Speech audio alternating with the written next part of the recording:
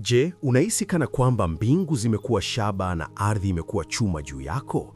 Je, unahisi kana kwamba kila hatua unayopiga unarudi nyuma hatua 10?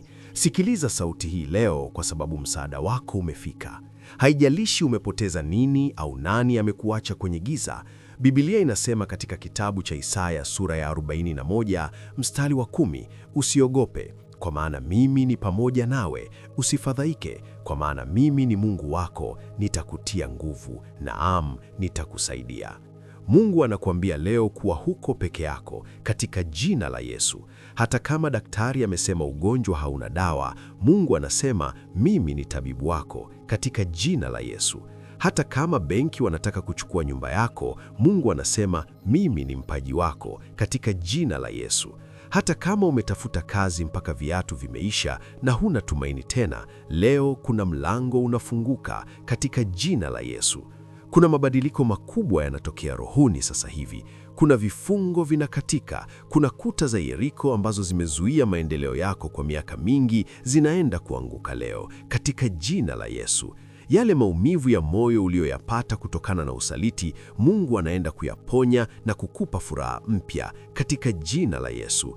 Kila roho ya kukwama, kila roho ya kuanza na kutoisha, kila roho ya hasara kwenye biashara yako, na kuamuru uachie maisha ya huyu mpendwa sasa hivi katika jina la Yesu, katika jina la Yesu, katika jina la Yesu. Mungu anaenda kurejesha miaka ile iliyoliwa na tunutu na parale katika jina la Yesu. Yale fursa zilizopotea zinarudi kwako zikiwa zimeongezeka maradufu katika jina la Yesu.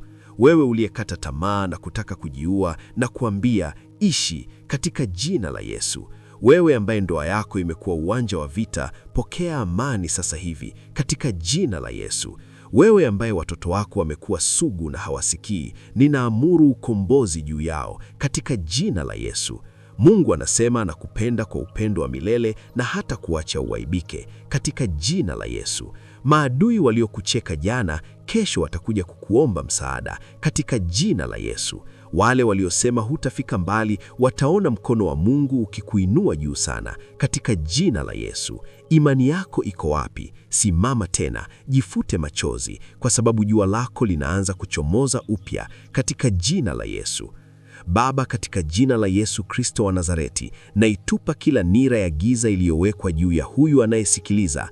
Ninaamuru baraka zipite kwenye maisha yake kama mto katika jina la Yesu. Kila mkataba wa kifo na uharibifu tunaufuta kwa damu ya Yesu katika jina la Yesu. Fungua milango ya fedha, fungua milango ya afya, fungua milango ya kibali katika jina la Yesu.